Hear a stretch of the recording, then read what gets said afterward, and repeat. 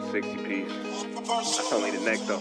Last night a bitch nigga shot a real nigga, but we don't make no diss records, we just deal with it. Plus I be going through a lot, I never talk about it, and they using niggas songs in court, so I can't talk about it.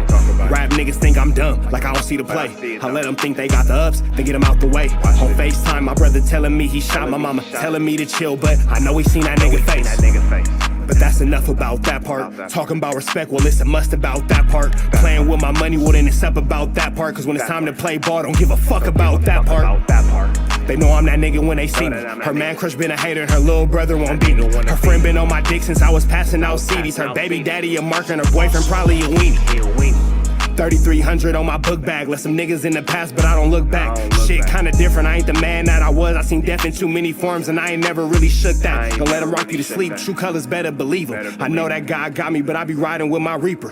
Praying with my kids and even then I got my heater. And I be stepping so hard, this hoes in $1,000 sneakers. Take your bitch when I meet her and you ain't seen her in about 3 days. Knew I was a threat, I passed that stick like a relay. Spin it back to back, it's like a motherfucking replay. Turn your son into a bitch when I shoot, I think I'm D-Wade. Told him I'm a savage, if I want it, I'ma have it.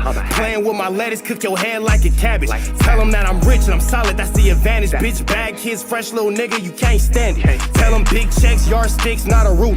All I smoke is ops and I don't never smoke a hookah. Looking for a blessing that's worth it, Jesus and Judas. Tell them niggas game 6, my whole team full of shooters. I slide on a nigga like a motherfucking flip-flop. Pressure on your homie and I promise he a flip-flop. Talking that wooty-woo, something. I know the police listen, so I ain't really saying nothing. I know these niggas envy, they can't manage how they feel. Jealousy's for bitches, you niggas pussy for real. A nigga get the drop and he happen to shoot. First we heal up and get back, we ain't going on the shirt, I swear to God, nigga. That wooty-woo, something. I know the police listening, so I ain't saying nothing. Talking that wooty-woo, something. Nigga, cock back and aim and leave you bleeding where you running, swear to God, nigga. Character, Doughboy. 1 out of every 21 black American males will be murdered in their lifetime. Most will die at the hands of another black male. These facts are flashed on the screen at the start of the Boyz in the Hood movie. That's the show from Boyz in the Hood. We about it. We're in here to the next. We in here back in the same, like cook crack in the same, man. What's the deal, y'all? We're Trap Tapping in 10 and Trap News Network. Back in the same, like cook crack in the same, crack in the same here at 10 and Trap News Network. Good news you can use. Good knowledge, though. You ain't finna get nobody's college. Big dog, tap in with the tap in to make sure you are in fact tapped in with that good tap in. Hit that notification bell. Hit all, say tapped in for the latest. Greatest everything we got going on here at 10 and Trap News Network. Notification bell, hit all, say tapped in for the tap in, say tapped in for the tap in. Y'all know the deal, man. Like, comment, subscribe. That notification bell, hit all, say tapped in for the latest and the greatest. Rich Trapper tapping in 10 and Trap News Network. News you can use, knowledge you ain't finna get nobody's college here at 10 and Trap News Network. It's that good news you can use. We finna get into this content, man. Shout out to Warren Kelly, the story of 107 Crip, Fatback, the real Doughboy. Let's get into this content. Let's go. The movie Boyz in the Hood was one of the first visual looks describing the aspect of the hood in a coming-of-age story based upon multiple young boys growing up in the inner city of South Central Los Angeles. John Singleton initially developed the film as a requirement for his application to film school in 1986 at USC. John had to come up with multiple ideas for films, and one of them was called Summer of 1984, which describes several incidents in John's life. You in the film program? I got in the film program, and I was one of like 14 African Americans in a program that had like 2,000 students, and since my success, they've admitted more than that. But I mean, when I was there, I mean, dudes used to look at me and be like, oh, wow, you should just give it up, because you're black and you'll never make it, and and they, we're gonna make movies and you're gonna make movies, and it's just like. After a while, I was like, I was trying to be cool with people, but I was like, you know what, kill this, So I just stepped to everybody after that, and I was like, listen, I'm going to make movies. You are not going to make movies. Big shout out to John Singleton, man. One of the best to ever do from our section, for sure. You have nothing to talk about. I have life. I have a life. What are you going to talk about? You're going to talk about growing up in Encino? John later sold the script to Columbia Pictures upon his film school graduation in 1990. During writing, he drew inspiration from his own life and from the lives of people he knew. He also insisted that he direct the project because he felt like he was the only one who could capture South Central in the right way. The film began production in 1990. With Columbia Pictures behind it, Boyz in the Hood emerged as the first all-black movie about the urban life of LA to be backed by a major studio. More important, it was one of the first times a young African-American filmmaker has dealt with issues describing his generation. from family issues. And you know, a lot of us, especially coming out of South Central, come from these problems, come from these issues, and come from these households and these dynamics, and they breed us into chaos and turn us into things that we have to be versus the things that we are. Gang turf wars, and also crack addiction. The film Boyz in the Hood would go on to star veteran actors like Lawrence Fishburne and Angela Bassett, but many up-and-coming young actors like Morris Chestnut, Cuba Gooding Jr., Nia Long, and also rapper Ice Cube would be in the movie. Ice Cube would go on to play the character Doughboy. John Singleton, he's a 22-year-old brother. This is his first movie. He just graduated out of USC. He does a movie about South Central Los Angeles. He's from South Central Los Angeles.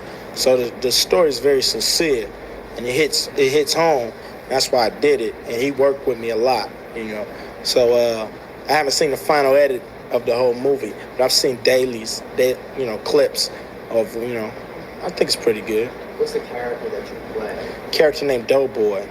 He's a guy. He comes from a family with just his mother and his brother, and it's about a guy who went the wrong way. You know, his brothers play sports, and he's like been an adolescent. He's been a juvenile delinquent, and it's all about his life now compared to his brother's life. You know, it's not a documentary, but it's so close to one. The Temptations in a place like Compton is much more than the Temptations in Iowa for a kid. I mean, it's this close from a documentary.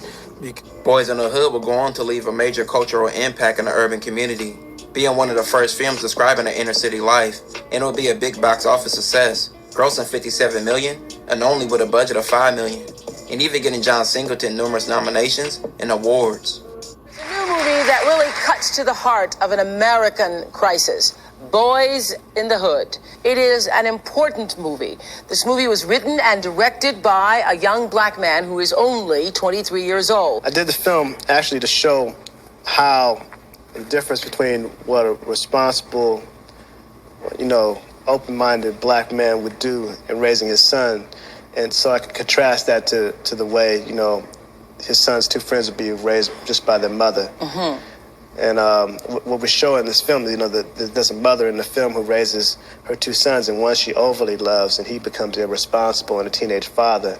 And the other one she doesn't love enough, and he becomes a gangster. Mm-hmm. And that's Doughboy, that's Cube's character. Is the story that you told in Boyz in the Hood your own story? Well, the story of Boyz in the Hood is just a catalyst for me when I went to live with my father. Mm-hmm. But what many people don't know is, the movie Boyz in the Hood is the actual life of John Singleton. Most characters in the movie are true characters in real life. John and even the That's dope that he associated the story with his actual life and his actual upbringing. Trey are the same person, and Trey's father and... But what many people don't know is, the movie Boyz in the Hood is the actual life of John Singleton. Most characters in the movie are true characters in real life. John and even the character Trey are the same person, and Trey's father and mother in the movie are based upon John's actual parents. Growing up, John initially lived with his mother, where she lived in Inglewood, in the Inglewood family Gangsta Bloods territory. At just 11 years old, John went to live with his father. And most things in the film are true, like the guy breaking into their home, and his father shooting at the guy, and also the black policeman even saying, "You should have got him," among several other things in the film. And also the character of Doughboy was the actual best friend of John Singleton. The real Doughboy's name was Michael Winters, and he went by the name Fatback. Once John moved with his father at the age of 11 years old in 1979, he moved on to 101st in Vermont, which was in the 107 Hoover Crips territory. This was the same area that Fatback and several other kids who became John's friends lived on and became from. John and Fatback became friends in the 6th grade. They went through everything together, from fights, learning how to skateboard, riding the bus, and starting to it sounded like he was out there being a regular kid. Interest in girls, and just overall surviving South Central. John would say that Fatback was a talkative kid growing up. He always spoke his mind and never gave a fuck, like the character Doughboy. At the age of 12, Michael gave himself the name Fatback, and he was already repping 107 Hoover. The 107 Hoovers were founded in the 70s as one of the gangs in the Hoover Alliance, which currently includes gangs like the 5 Deuce, 5-9, 7-4, A-Tray, 9 Deuce, 9-4, and 11 Deuce Hoovers. The Hoovers are one of the most hated and deadly gangs of Los Angeles, so growing up in this area is definitely tough.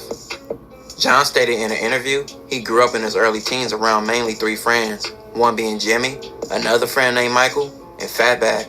As they got older, John's friends got deeper into the streets, just like the movie reflected, but he locked into school and his studies. The summer of 1984, with all of them being 16, is what marked the overall change of everyone. The streets of Los Angeles were full of blood and Crip gangs, gang violence, racism, and drugs. Fatback by this time was a full active gang member for the 107 Hoovers, smoking weed, drinking, selling drugs, getting into fights, and all type of violence and situations in his community and others. Man, it sounded like he was outside doing his Dougie out there for real, for real. This was the norm. Fatback would later state in a 1991 interview, "It's a part of growing up around here. Hanging around with the in crowd on gangs turf, violence comes with the territory." As the years grew, John locked into school and later went to college and also started a film career. And Fatback locked into the streets. Fatback considered moving out the hood, but he felt anchored there. He said in a 1991 interview, "It's my block, it's my street, and my name's written out there in the cement. The gangs are still here, but when you get older, you get out of that stuff. You start thinking about ways to make money and doing something else with your life." Even though both John and Fatback took different paths in life, they remained close friends. You can often see both men together all the time. John even had Fatback at several movie premieres and also several events he held. Y'all might not know. Hey, it seemed like Fatback was really one of his homies, man. Big shout out to Fatback. But probably know my character. Ice Cube portrayed my role, my character, the original Doughboy.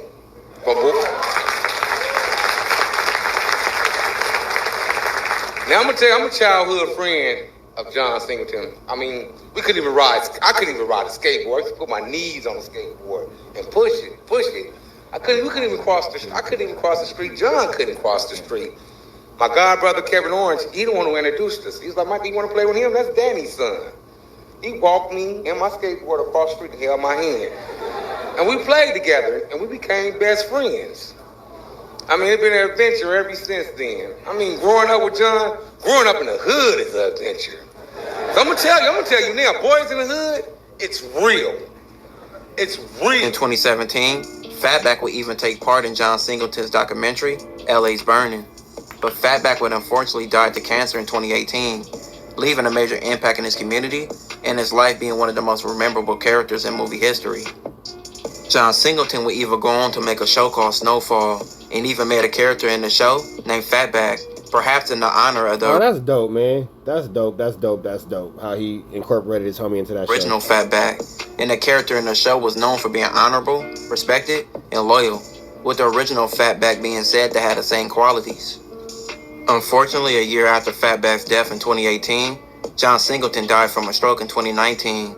Director John Singleton has died. He was the first black filmmaker ever nominated for a Best Director Oscar for his groundbreaking 1991 classic Boyz in the Hood. He is also the youngest director ever nominated.